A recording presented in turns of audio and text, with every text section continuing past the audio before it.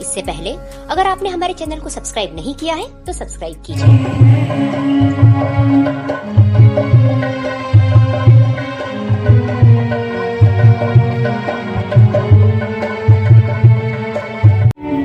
काकी, ओ काकी, जरा दरवाजा खोलो।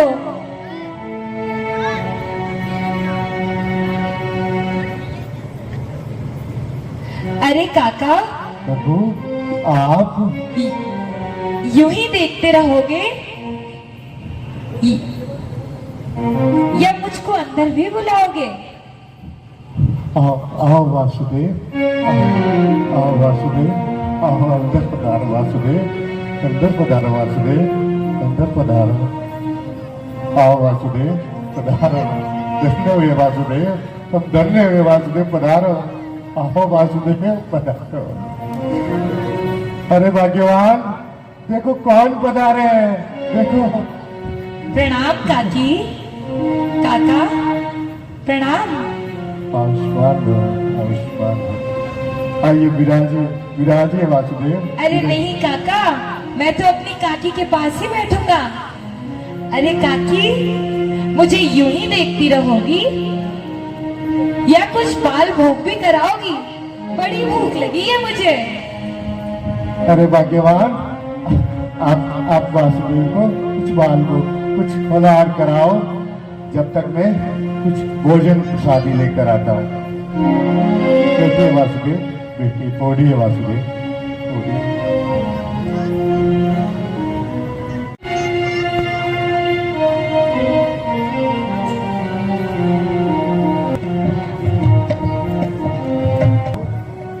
अरे भाग्यवान, आप ये क्या कर रही हो? वासुदेव को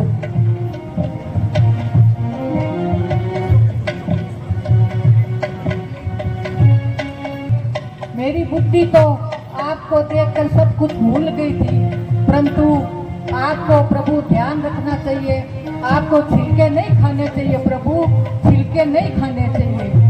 विदुर के हाथों से भोजन कर रहे हैं, बड़ा ही मनमोहक दृश्य। एक बार इस प्रसंग पर, इस दृश्य पर तालियों से मंच में ऐसा। मेरे यहाँ नहीं ठहरना चाहिए वासुदेव। पता नहीं इसका क्या अर्थ निकालेगा।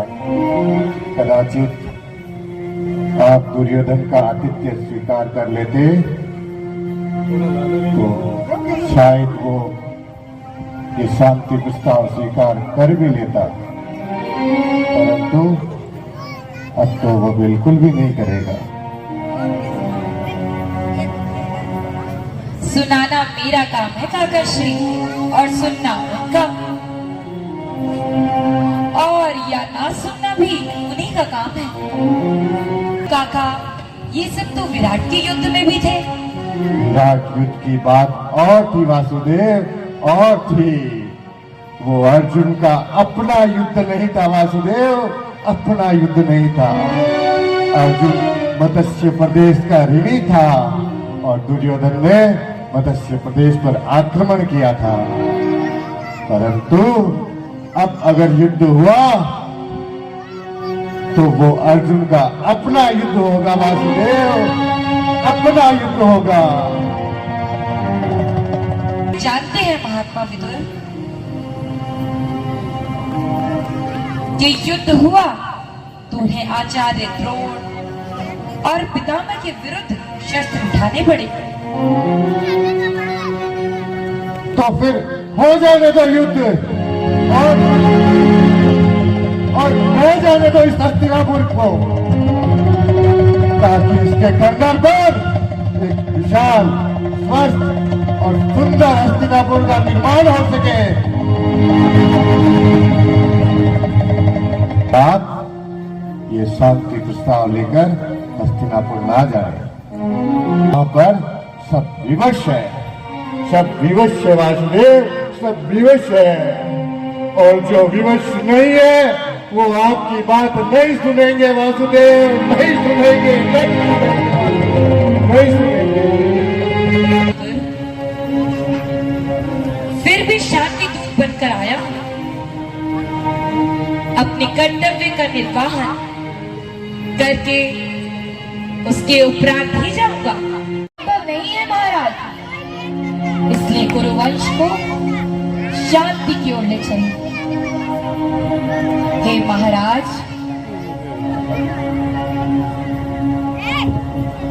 इसी में भरतवंश, भारतवर्ष और समस्त संसार की भलाई है। इतिहास गांधार नरेश शकुनी से ये नहीं पूछेगा कि उन्होंने युद्ध क्रीड़ा में कपट क्यों दिखाया था। इतिहास ये भी आप ही से पूछेगा महाराज, क्योंकि ये कपट आपकी राज्यसभा में हुआ था।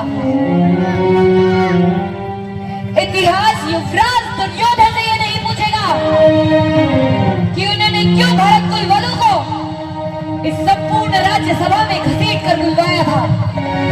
इतिहास ये भी आप ही से पूछेगा महाराज, क्योंकि ये दुष्कर्म आपकी राज्यसभा में हुआ है।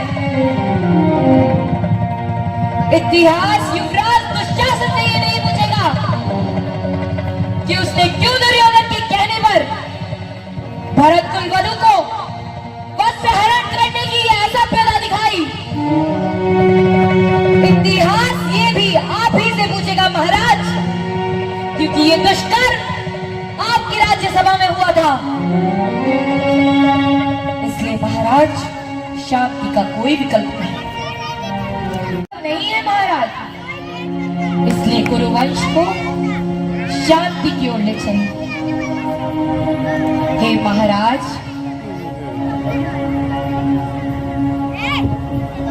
इसी में भरतवंश, भारतवर्ष और समस्त संसार की भलाई है। इतिहास गांधार नरेश शकुनी से ये नहीं पूछेगा कि उन्होंने युद्ध क्रीड़ा में कपट क्यों दिखाया था। इतिहास ये भी आप ही से पूछेगा महाराज, क्योंकि ये कपट आपकी राज्यसभा में हुआ था। इतिहास युवराज दुर्योधन से ये नहीं पूछेगा कि उन्होंने क्यों भरत कुल वधु को इस संपूर्ण राज्यसभा में घसीट कर बुलवाया था। इतिहास ये भी आप ही से पूछेगा महाराज, क्योंकि ये दुष्कर्म आपकी राज्यसभा में हुआ है। इतिहास युवराज दुशासन से ये नहीं पूछेगा कि उसने क्यों दुर्योधन के कहने पर भरत कुल वधु को वस्त्र हरण करने की ऐसा पैदा दिखाई। इतिहास ये भी आप ही से पूछेगा महाराज, क्योंकि ये दुष्कर्म आपकी राज्यसभा में हुआ था। इसलिए महाराज, शांति का कोई विकल्प नहीं। आप भी जानते हैं और मैं भी कि युद्ध चाहने वाले इधर भी हैं और उधर भी। इसलिए आज कदाचित जैसे शब्दों को इस राज्यसभा से निकाल दीजिए, क्योंकि हे पितामह, कदाचित जैसे शब्दों की छाया में शांति कभी प्राप्त नहीं हो सकती।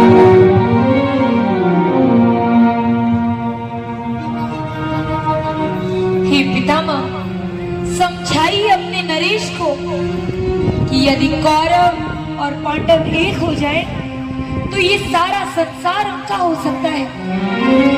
उनके राज्य की सीमा के अतिरिक्त और कोई सीमा रह नहीं जाएगी। किंतु यदि युद्ध हुआ महाराज, तो आपके पास कुछ भी शेष नहीं रह जाएगा, ना ही पुत्र।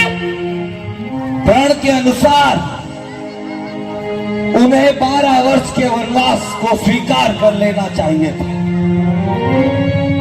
परंतु वह राज मांग रहे हैं।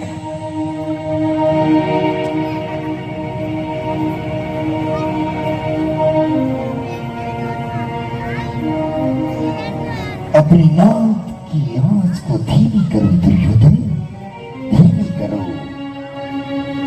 धीमी करो। जैसे प्रयाणी वृक्ष को काट देती है, वैसे ही व्यक्ति का कपट कुल्हाड़ी बनकर स्वयं उसे ही काट डालता है। और यह भी देखो दुर्योधन, वासुदेव मित्र की भाषा बोल रही है। हाँ? मित्र की भाषा? यदि यह मित्र की भाषा है तो शत्रु की भाषा क्या है पितामह? मैं उन पांडवों को इंद्रप्रस्थ कभी नहीं दूंगा।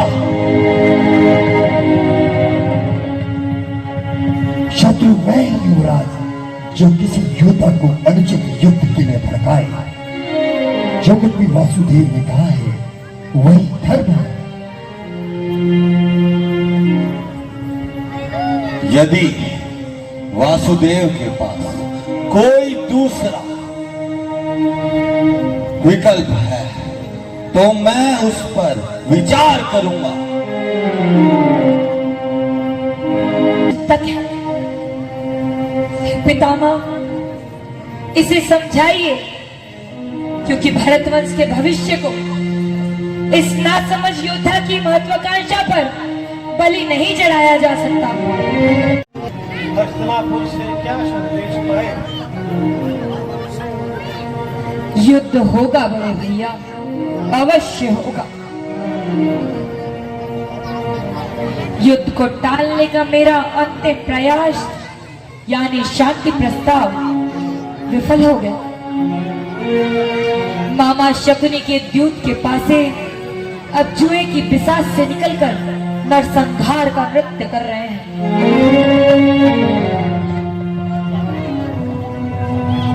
और हस्तिनापुर ने प्यार हो एक बच्चों के लिए छोटी सी बड़ी ही शिक्षाप्रद कहानी में प्रेषित कर रहा हूँ।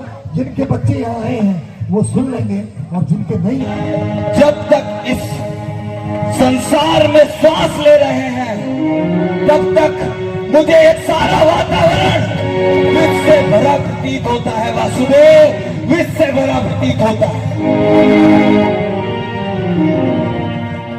मैं एक दुर्गंध से भरे कोड़ी को आलिंगन दे सकता हूं, परंतु उन पांडवों को 5 गांव नहीं दे सकता।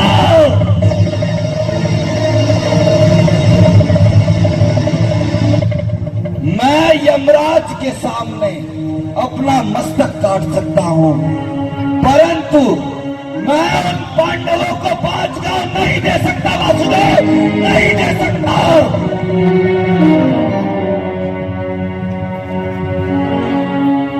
हे दुर्योधन, सुनिए वासुदेव,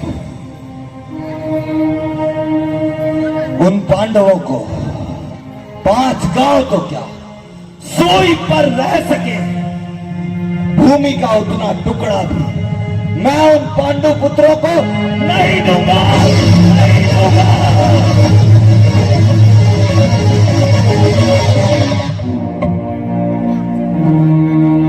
हे दुर्योधन, अपनी माता श्री गांधारी को अपने शव पर रोने के लिए क्यों आमंत्रित कर रहे हो? वासुदेव,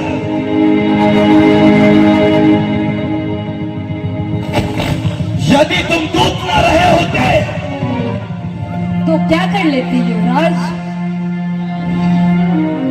तुम्हारी जीवा खींच लेता। वासुदेव,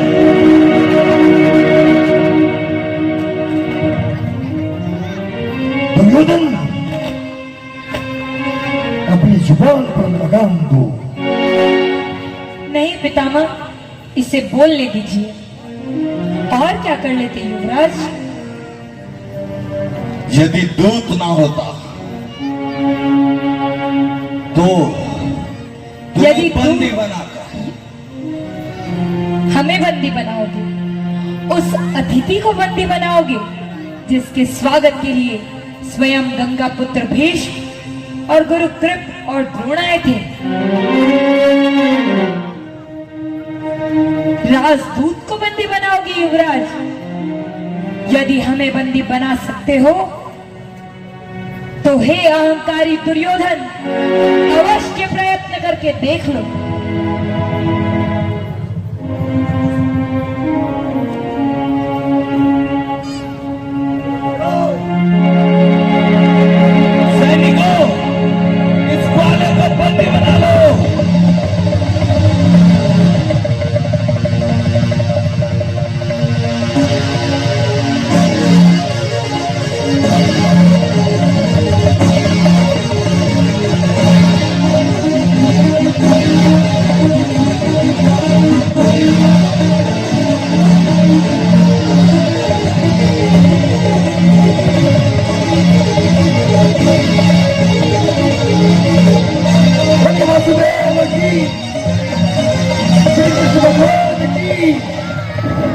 यदि आप ये 5 गांव भी उन्हें दे दें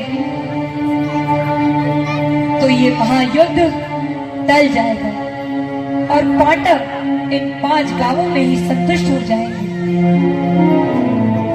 5 गांव तो क्या, 5 गांव देकर मैं अपनी पराजय मान लूं। मैं उनसे डरता हूं, उन पांडवों से, यह स्वीकार लूं। नहीं वासुदेव नहीं। यदि कुत्ते की तरफ और शेर की तरफ पत्थर फेंका जाए तो कुत्ता पत्थर को देखकर भौंकता है और शेर पत्थर फेंकने वाले की ओर दौड़ता है।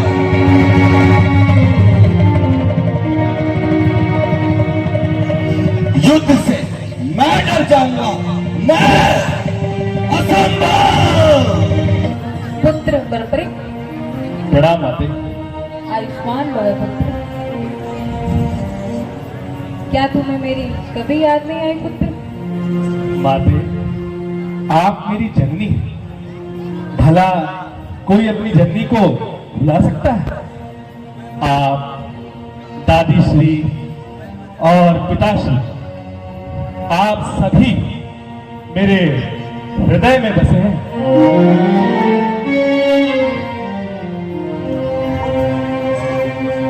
पुत्र, जिस कार्य के लिए वासुदेव ने तुम्हें गुप्त क्षेत्र भेजा था वो पूर्ण हुआ कि नहीं? हाँ माते, गुरुदेव श्री कृष्ण के आशीर्वाद से देवी मां ने प्रकट होकर मुझे शक्तियां प्रदान की। हाँ पुत्र,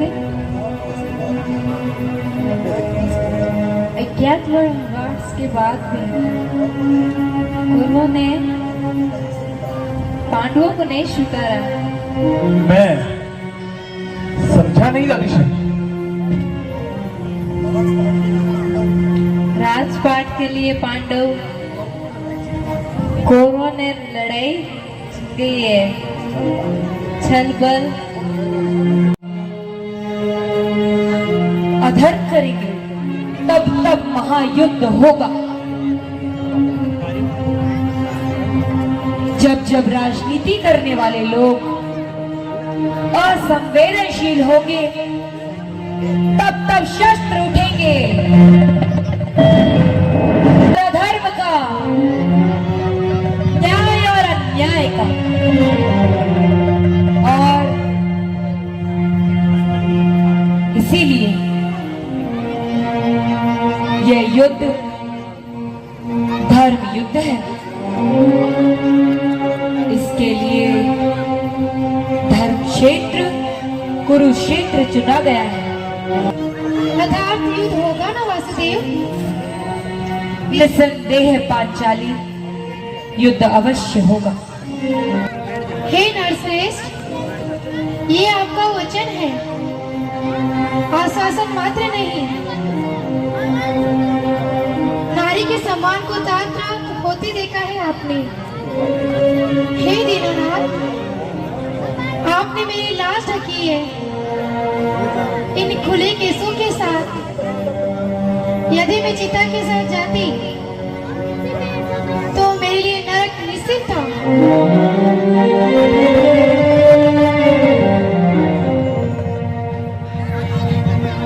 हे कृष्ण,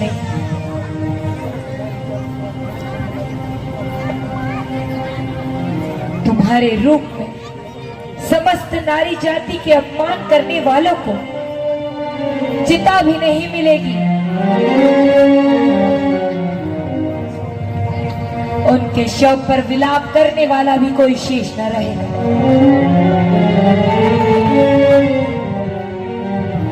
होंगे केवल यज्ञ,